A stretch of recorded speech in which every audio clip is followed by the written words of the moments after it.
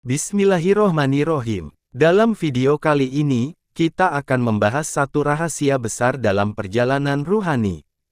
Rahasia tentang matinya orang soleh.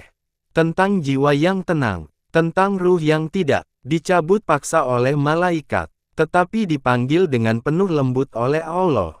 Inilah derajat tinggi para kekasihnya. Inilah makom orang soleh yang hatinya bersih dan hidupnya penuh zikir. Allah berfirman, "Ya ayatuhaan nafsul mutmainah, irji'i ila rabbiki, wahai jiwa yang tenang, kembalilah kepada Tuhanmu." Ayat ini bukan sekadar bacaan. Ini adalah panggilan. Panggilan yang hanya diterima oleh mereka yang hidupnya benar-benar tenang, berserah, dan dekat dengan Allah. Jiwa tenang bukan berarti hidupnya tanpa ujian. Tapi hatinya tidak gelisah, karena ia tahu, segala sesuatu datang dari Allah, dan pasti kembali kepada Allah. Bedanya dicabut dan dipanggil. Dalam ajaran makrifat, ada perbedaan besar antara ruh yang dicabut dan ruh yang dipanggil.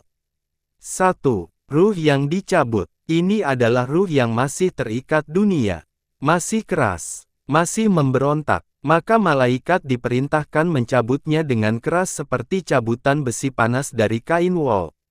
Ruh yang dipanggil, ini adalah ruh orang soleh. Ruh yang lembut, yang hidupnya penuh taubat, zikir, dan tawakal.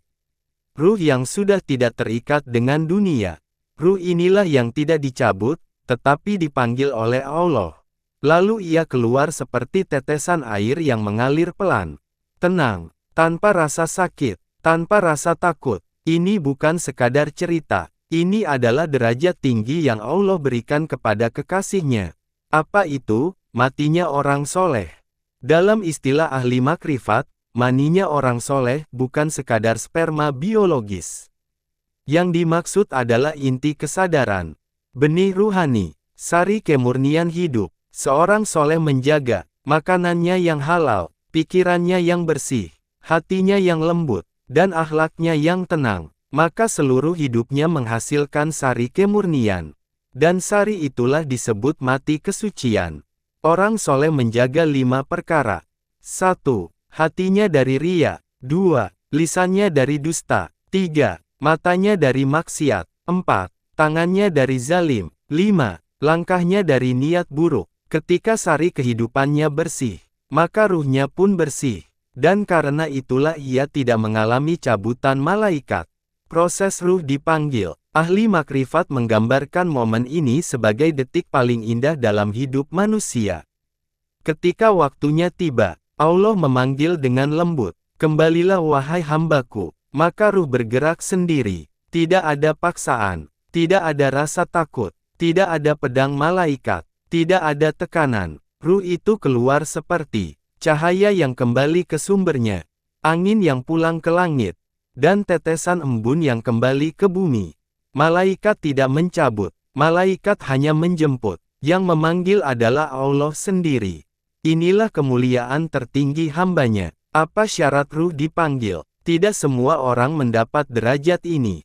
Hanya mereka yang hidupnya penuh amalan hati, ikhlas, sabar, syukur, tawakal, zikir tanpa henti, tidak menyakiti sesama, hidup sederhana, menjaga diri dari haram, dan yang paling penting, hatinya selalu kembali kepada Allah, kapanpun dan dimanapun.